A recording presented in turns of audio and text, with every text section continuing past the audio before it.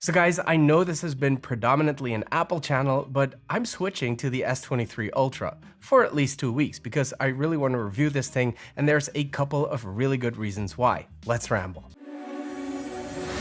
Hold up, place go wild when I pull up. They all on me like it wants. Hey, what is up guys? It's great to see you all again, and if you're new here, I'm Patrick, and this is where I ramble about tech and other stuff. So yeah, if you've been following the channel for a little bit, you know I've pretty much been an Apple guy. It's not that I never use any other products or I hate Android, I'm not that kind of fanboy. In fact, I was using Android phones and tablets, specifically Samsung, for many years before I decided to switch back to Apple. In April 2020, which happens to be the exact time I started this channel, I decided to pick up an iPad Pro, and I really liked it. It had apps that weren't available on my Android tablet, and it worked so well with my MacBook Pro, which is the only Apple product I never stopped using even when I was using Samsung phones and tablets for all those years. Now, because I liked the iPad Pro so much, I wanted that same experience on my phone. Hence my switching back to iPhone. Now, why then am I so interested in reviewing the Samsung S23 Ultra? Well, there's a couple of reasons. One is of course the camera. As a content creator, the camera will always be one of the most important specs on a phone, and the iPhone has been top of the game in that department, at least in my humble opinion. But the camera on this new S23 Ultra is supposed to be some next level, and we will go over that in more detail later on in the video. The second reason is that it now finally comes with a Snapdragon processor, and not just any old Snapdragon, but the super fast Snapdragon 8 Gen 2. Now, if you're in the US, you're probably wondering, what the heck is this guy talking about? Samsung always comes with a Snapdragon. Yeah, but not in Europe. I'm based in Belgium, and over here we get stuck with Samsung's own, and dare I say inferior, Exynos chip. Well, this year Samsung said no, we're dropping the Exynos chip altogether, and we're giving the good people in Europe the chip they deserve. Thank you very much, Samsung. The third reason I decided to review this phone, and probably the one that pushed me over the edge, is the fact that it's available over here. A lot of my YouTuber buddies were complaining that they had to wait so long for their pre-ordered S23s, but then I saw this third-party reseller here in Belgium just casually having a bunch of them in stock for next day delivery. So yeah, I had to click purchase, and here she is, ready to be unboxed. Now, don't worry, I'm not going to turn this into a 20-minute unboxing video, but I do enjoy the process of peeling off that virgin plastic, and I know a lot of you guys do as well, so join me, won't you? So yeah, I got the Smart View wallet case as well, which we'll put on in a second, but first, the phone. Now, let's see what's in the box.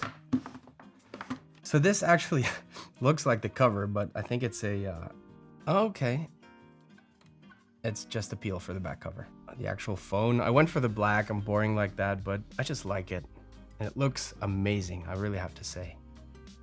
Now, let's put that over here for a sec. Just check out what's in the box. And here we just have like some standard documentation, which we don't need. SIM ejector tool, I think we all have a bunch of those as well. And USB-C to USB-C, take note, Apple. And now for my favorite part. Oh, come on, tell me that's not satisfying. Now, what you'll notice immediately if you've held the Samsung S22 Ultra is that it looks nearly identical. At first glance, nothing really changed, but there are some differences. The edges on the Samsung are a little less curved than they were on the S22 Ultra, which makes the phone just a little bit boxier and probably a little easier to handle. I really like the way it feels in my hand. I'm a fan of the boxy designs, I like it on my iPhone 14 Pro, and I like it on the Ultra. The camera rings are also a bit bigger now because of the new cameras, which we will talk about in a minute, but of course that also means that if you're upgrading from the S22 Ultra, your cases will not fit. Just something to keep in mind. This phone is also one of the first to use the new Gorilla Glass Victus 2, and that should mean even better protection against drops on hard surfaces, especially when dropped at awkward angles, which, let's face it, will usually be the case. No pun intended. And of course, here we have the good old S Pen.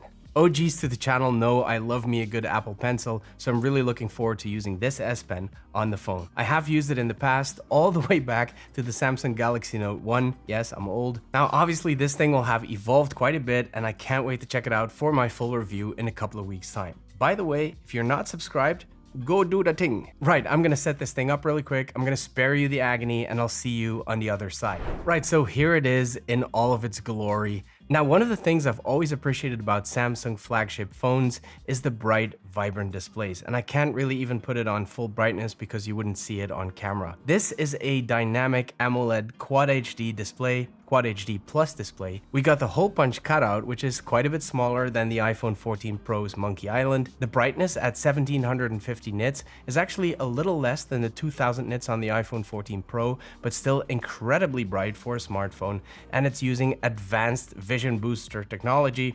I don't know who comes up with those names, but basically it's just adaptive brightness that adjusts to your surroundings. It has a 120 Hz adaptive refresh rate, which bottoms out at just 1 Hz, which is exactly the same as the iPhone 14 Pro, and that makes it very efficient, helping a great deal with battery life, and combined with that super fast Qualcomm Snapdragon 8 Gen 2 chip, it makes for a very snappy experience. The skin Samsung put on top of Android 13 is One UI 5.1. I still prefer naked Android like we see on the Google Pixel phones, but I'm happy to see that the skins these days are nowhere near as bloated as they used to be. The speakers have also improved over its predecessors, and I will do a proper sound test in the full review, also comparing it to the speakers on the iPhone 14 Pro. Right, so let's move on to the camera system. I want to take a quick selfie because Samsung tells us that the image quality has improved even though it's actually a lower resolution than the S22 Ultra. The S23 Ultra has a 12 megapixel dual pixel autofocus camera, which means that the improvements are mainly visible in focusing, but it also delivers better skin tones and more detail. Unfortunately, I don't have an S22 Ultra here to compare it to, but it does look very clear that this new camera moved away from the over-processed, way too smooth look and towards a more natural look, and that's a win in my book. Now, the real magic happens on the backside, where Samsung really went all out with their camera array, especially in the zoom department. And you will see what I mean in just a minute. The S23 Ultra is rocking a 12 megapixel ultra-wide camera, a 200 megapixel wide camera, a 10 megapixel telephoto camera, and another 10 megapixel telephoto camera with a 3x, 10x, and 100x optical zoom respectively. Needless to say that a 100x zoom on a smartphone is absolutely nuts, and I will be testing the different cameras in great detail for my full review. But let's just do a quick test to get a little taste of that zoom, right?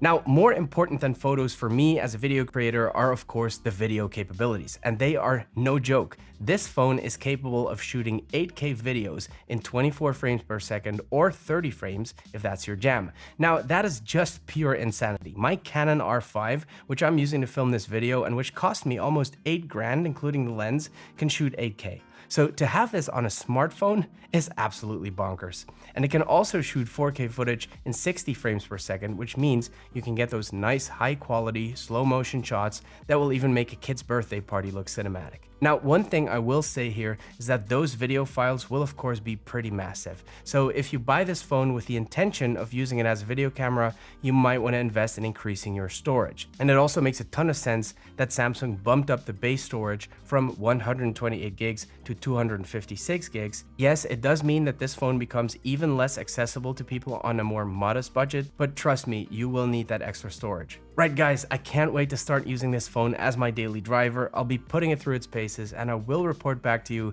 in a couple of weeks time with my full review. If you enjoyed the video, please give it one of these. It really does help the channel. Subscribe for more content. Thank you so much for watching and see you in the next one.